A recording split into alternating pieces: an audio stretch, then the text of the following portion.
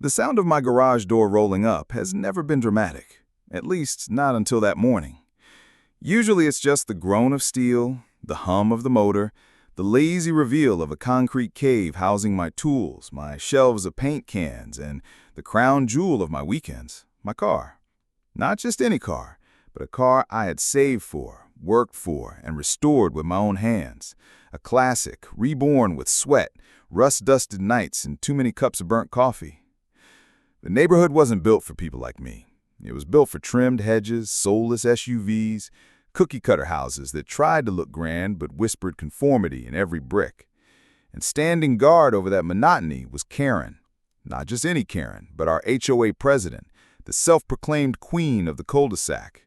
She wore entitlement like perfume, sharp and choking, wafting through every community meeting, every sidewalk stroll, every time she opened her mouth. She had a vendetta against me. Maybe it was because my lawn wasn't clipped with military precision, or because my garage smelled of motor oil and ambition, or maybe just because I didn't bend. Whatever it was, her eyes narrowed whenever mine met hers. And that morning, as the garage lifted and revealed my car, I heard her voice slice the air. "Thief! He stole my car! Somebody call 911!"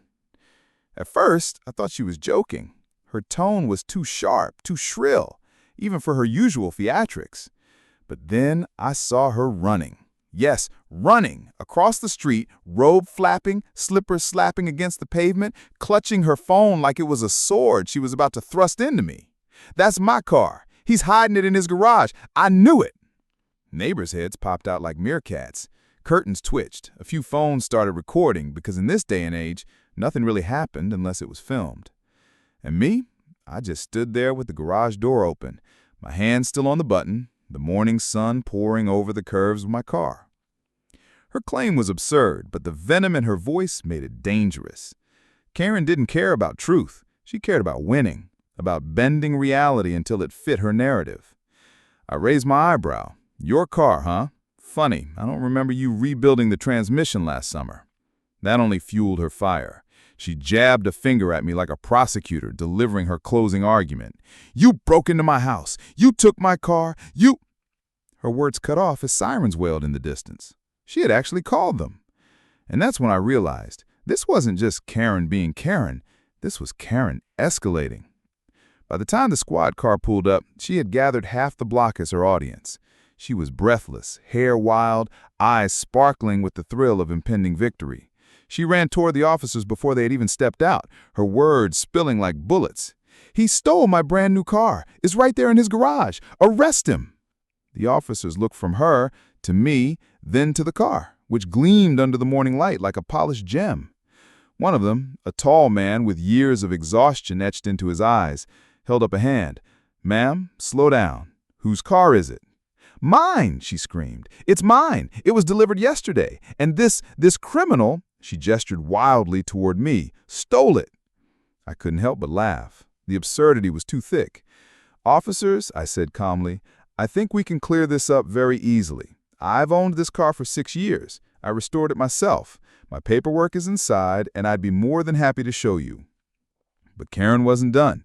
She stomped closer, her voice dropping low, like she wanted to be sure the crowd heard every word. "He's a liar. He's always been trouble. Look at him. Look at his garage. Look at that thing. Who else but a thief would keep a stolen car hidden away like that?" The crowd murmured. Some believed her, others looked at me with pity, maybe even fear. HOA rules had a way of making villains and heroes out of thin air.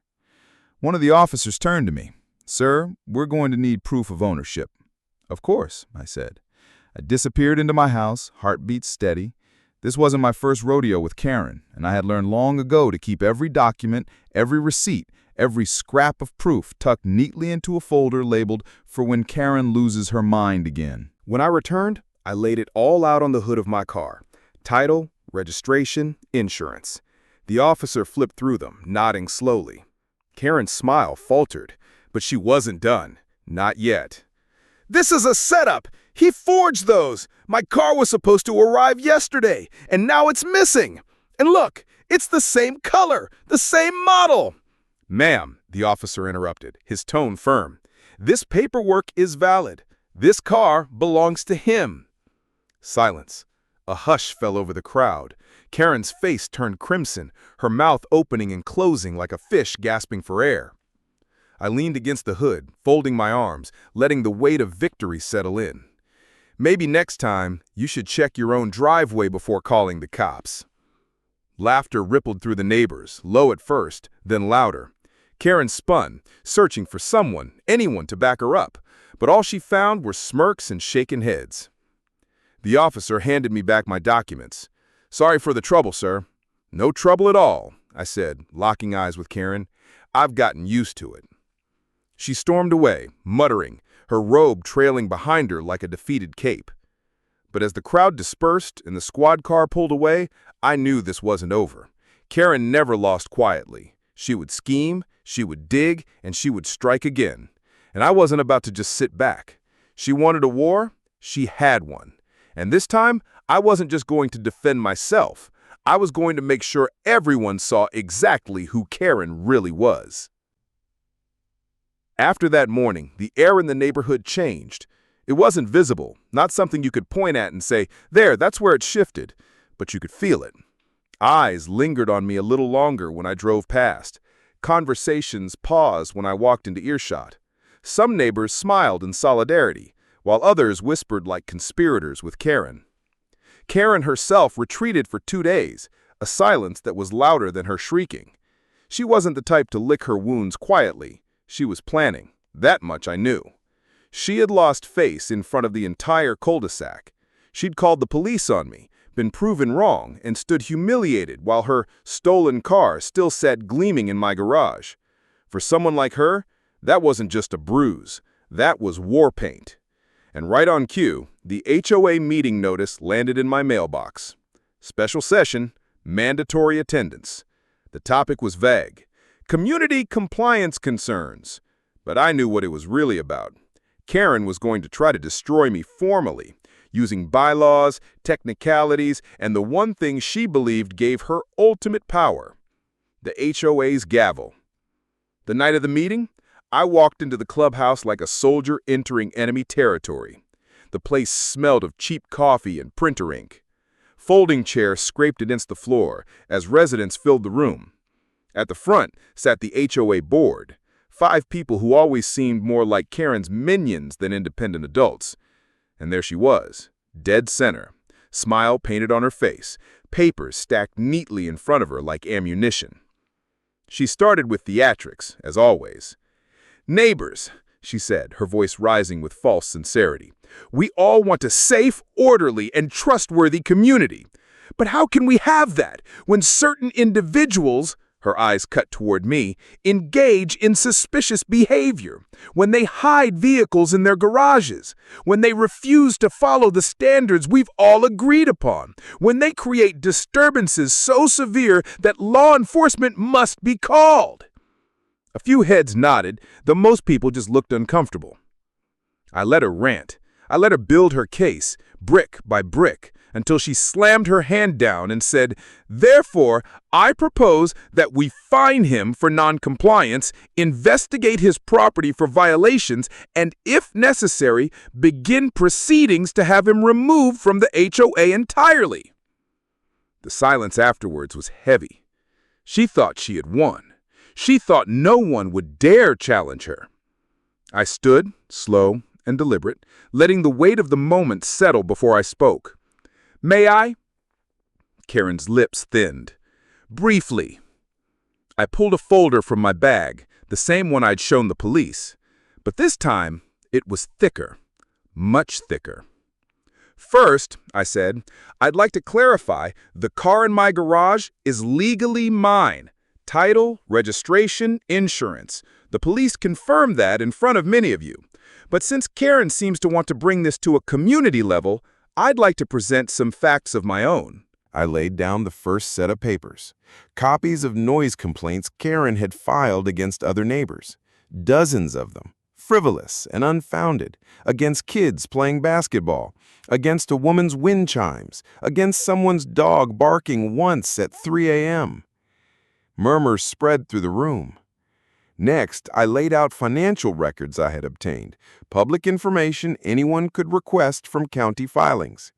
Here, I said, tapping the documents, are the payments our HOA made to a landscaping company last year, a company owned by Karen's brother-in-law, at rates 30% higher than the bids submitted by other contractors. Gasps. A couple of people shifted uncomfortably, side-eyeing Karen. Her face flushed, but I wasn't finished. And here, I continued, pulling out photos, are images of Karen's own property. Paint peeling on her side fence, her backyard shed unapproved by HOA guidelines, and the 3 days last month when her trash bins were left in front of her house, in violation of the very rules she fines others for. The room erupted. Whispers became shouts. People turned on her, demanding answers. Karen tried to slam her gavel, but the sound was drowned out by voices rising against her. For once, her control was slipping, and she couldn't grab it back. Lies! This is a setup! He's trying to distract you from the real issue! No, Karen, I cut in sharply. The real issue is that you called the police on me, accused me of theft, and tried to humiliate me in front of everyone. You thought you could weaponize the HOA to crush me, but all you've done is expose yourself. The board members, normally silent, shifted nervously. One of them finally spoke, his voice hesitant. I think we need to table Karen's proposal and perhaps review some of these concerns about her conduct as well. The applause that followed wasn't thunderous, but it was steady. It was enough. Karen's mask cracked. She banged the gavel one last time and stormed out, muttering curses under her breath. The meeting ended in chaos. Neighbors buzzing, eyes no longer on me, but on her. I didn't just win that night. I turned the tide. But revenge, I've learned, is never just one blow. It's a campaign, and Karen had just given me the perfect battlefield. In the weeks that followed, I became meticulous. Every rule she broke, I documented.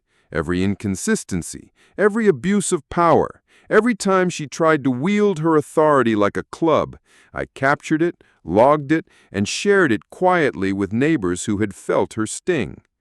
Soon whispers of recall began to float around. Meetings she once commanded turned into interrogations of her behavior. Her allies began to distance themselves, realizing the ship was sinking. And then came the final nail. One morning, a tow truck pulled into the cul-de-sac. Karen came flying out of her house in a frenzy, robe flapping again, screaming at the driver. But there was nothing she could do. Her real, brand-new car, the one she had claimed I stole, was being repossessed. She had missed payments, too busy spending HOA funds on her personal crusades to keep up with her own bills. The sight was delicious. Neighbors watched from their porches, recording, laughing quietly as the tow truck carried her pride and joy away. I didn't say a word. I didn't need to. By the end of the month, the HOA board voted her out. She lost not just her title, but her influence, her control, her throne in the middle of suburbia. And with her downfall, the neighborhood seemed to breathe again. Kids played without fear of complaints. People painted their fences without harassment. The place felt human again. As for me, I kept my car polished, gleaming like a symbol of quiet defiance. Every time I rolled up that garage door, it wasn't just a door opening. It was a reminder, a victory, a declaration that Karen could scream, accuse, manipulate, and scheme. But in the end, the truth always rolled out. And the best part? Every morning after that, whenever Karen trudged past my house, stripped of power, stripped of reputation, bitterness etched into her face, she had to look at that car, the one she claimed was hers, the one that exposed her, the one that drove me, not just in horsepower, but in the sweetest kind of revenge.